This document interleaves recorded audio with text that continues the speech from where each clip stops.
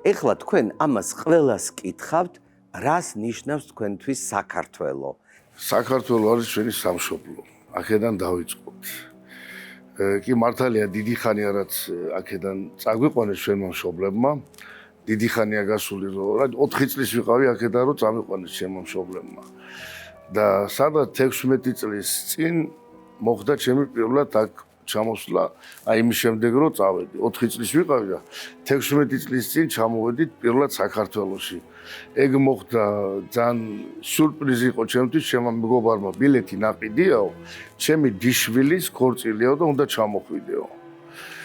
პირველად ჩამოვედი, აი იმ ბავშვი რო ვიყავი მე შემდეგ და რავი, ჰაერია, ხალხია, მეგობრებია, არ ვიცი, რამაც აი ძალიან დაიჭირა ჩემი ეს დაიპყრო ჩემი ყურადღება ძალიან იყო გული და სული, მეტი არაფერი.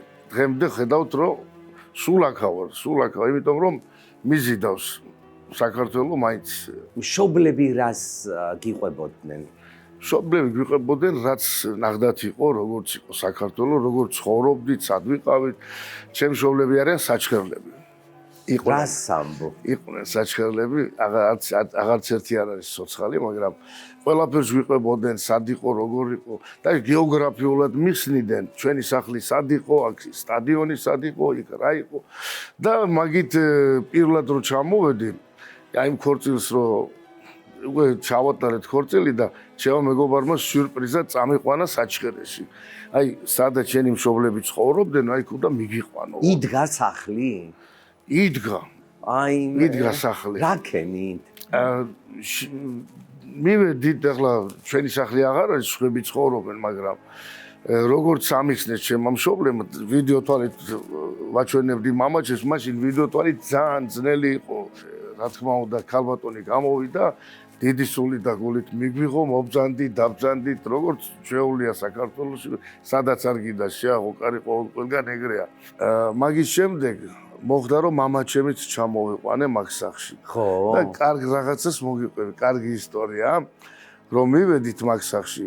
უკვე სხვა ქალბატონი დაგხვდა, ცოტა ახალგაზრდა გოგო იყო და რაღაცა ბავშვებთან ერთად და რო შევედით, მამას ფოტოები გადავიღე, მაგარი ემოციური იყო მაგ დროს, არ ვიცი, სულ ასე ძაგძაგებდა ნერვიულობით და როგორმე შევედი, დავაწყნარეთ რაღაც და ამ გოგოს ეუბნება, შვილო, იციო თქვენო, აქო შემოსასვლელშიო 2 ჭური მქონდაო და ისევ არისო ეგ ჭურიო. და ის გოგო უნება აქ ჭური არა გვაქვს და როგორ გეკადრება მამაჩემო უთხრა.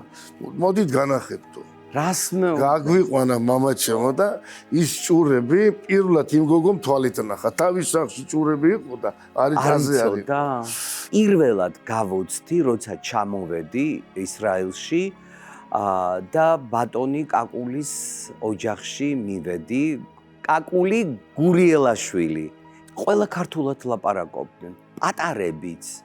და აი ეს რო დავინახე, გამოვედი ეზოში და ტირილი დავიწყე. შაბი კორენი. ქართული სახელი და გვარი. შოთა კაკიაშვილი. შოთა კაკიაშვილი. ჩემო ძვირფასო, საყვარელო მაყურებელო, ახლა მოვისმინოთ სიმღერა და ამ სიმღერას გააფორმებს ანსამბლი ლომისი. დავიწყოთ.